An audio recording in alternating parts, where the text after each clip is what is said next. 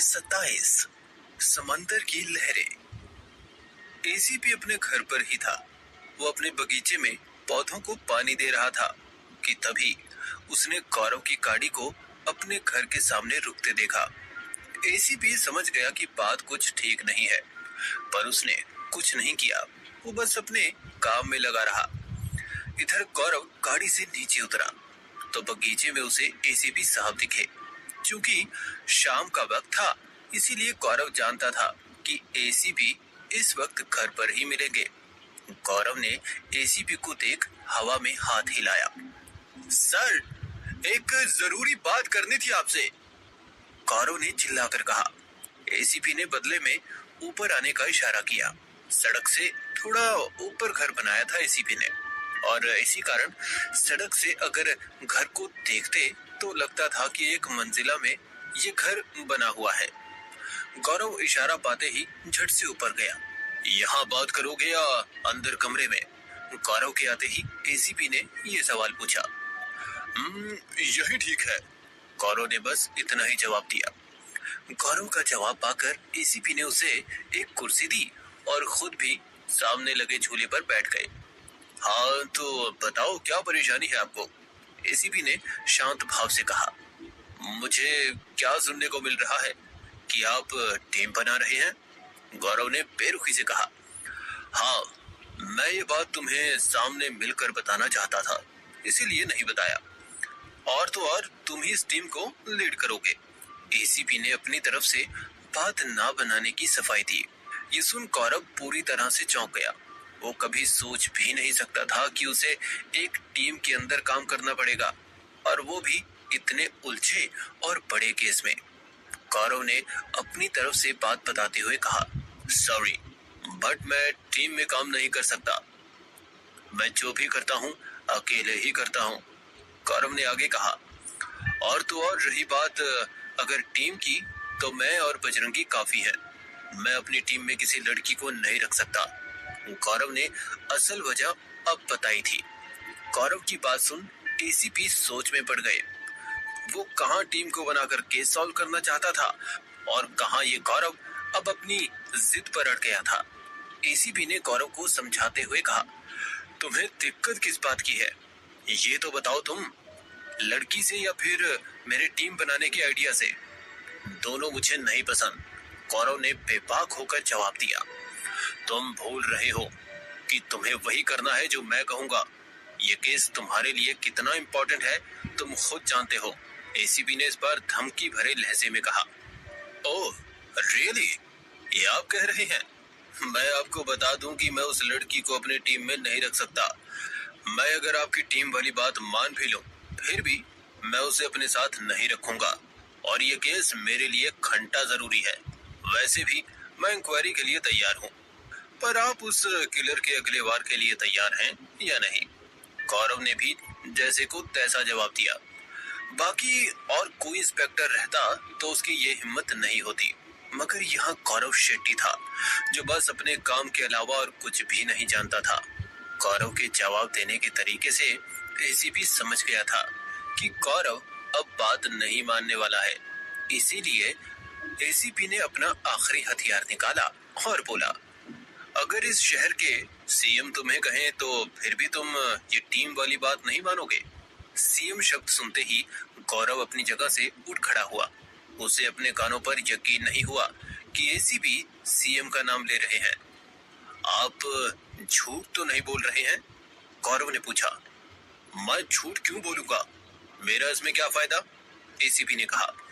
दोनों में ऐसे ही काफी देर तक बातें चलती रही। गौरव अपनी जिद पर अड़ा रहा और एसीपी बात बदलने से रहे। इधर बिल्डर देव मात्रे के घर देव मात्रे का पार्थिव शरीर पड़ा हुआ था। घर में जैसे कोहराम मचा हुआ था। देव की दोनों पत्नियां रो रो कर बेहाल हो गई थी।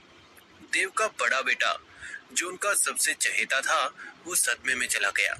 देव की बेटी निया, उसे कोई फर्क ही नहीं पड़ रहा था।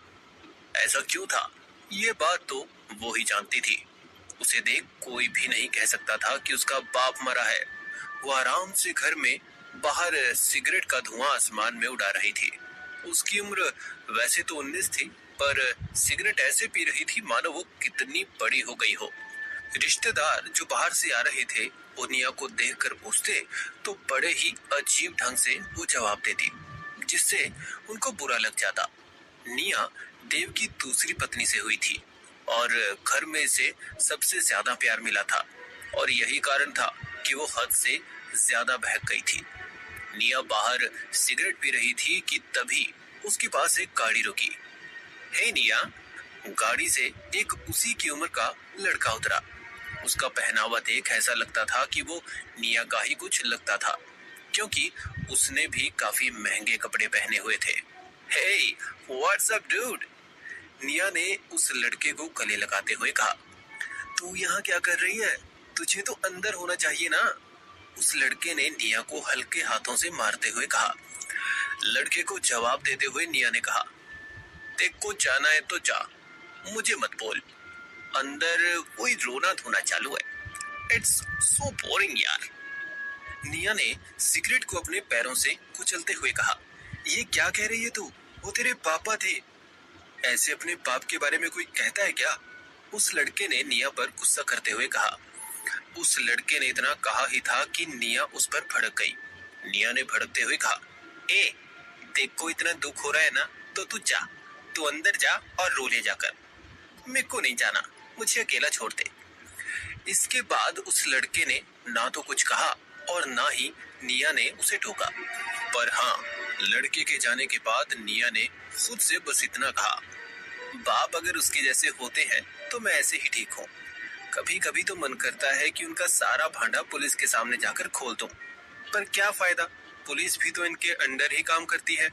तभी अंदर से लोगों के चीखने चिल्लाने की आवाज आई। निया समझ गई कि लाश को शमशान ले जाया जा रहा होगा। वो वहीं बगल में एक झाड़ी के पीछे छुप गई। जब सारे लोग राम नाम का नारा लगाते हुए निकले तो निया कुछ देर के बाद झाड़ी के अंदर से निकली और सीधा अपने कमरे में चली गई। इधर गौरव मुंबई के मरीन ड्राइव पर बैठकर समंदर की लहरों को अपलक देखे जा रहा था। समंदर की लहरों की तरह ही आज उसका मन हिचकोली खा रहा था, पर लहरों को किनारे पर रखे पत्थर वापस शांत कर रहे थे। मगर गौरव को शांत करने वाला कोई भी नहीं था। वहां बैठी जोड़ियों को देख उसे वो पल याद आ रहा था जब वो पहली बार रागिनी को शादी के बाद मुंबई घुमाने लाया था। वो भी बाकियों की तरह इन पत्थरों के बीच बैठकर रागिनी से ढेरों बातें करता था। रागिनी भी उसका पूरा साथ देती थी और तो और उसका खुद से भी ज्यादा ख्याल रखती थी। पर एक अजीब घटना से दोनों ऐसे अलग हुए कि अब अलग ही थे। इस दुनिया में दिखावे के लोग भी ना जाने कितने हैं। गौरव ने एक लड़की को देखकर कहा, जो कुछ देर पहले किसी और के कंधों पर अपना सर रखकर बैठी थी और अब किसी दूसरे लड़के के साथ में हाथ डालकर घूम रही थी। उस लड़की को देख गौरव खुद से बड़बड़ा ही रहा था कि तभी अचानक उसे किसी की आवाज सुनाई पड़ी। गौरव ने जब अपने दाईं तरफ मुड़कर देखा तो वो कोई और नहीं बल्कि डॉक्टर रिया थी, जो गौरव के बगल में खड़ी होकर मुस्कुरा रही थी। गौरव ने डॉक्टर रिया को देखा ही था कि उसने अपना मुंह दूसरी तरफ घुमा लिया। मुझे यहाँ देखकर आपने मुझे नजरअंदाज क्यों कर दिया? डॉक्टर रिया ने मुस्कुराते हुए यह सवाल पूछा। आखिर डॉक्टर रिया गौरव के पीछे पीछे मरीन ड्राइव पर क्या कर रही थी, इस केस का भी जल्द ही खुलासा होगा। आप बस बने रहिए पॉकेट एफएम के साथ और सुनते रहिए मिस्टर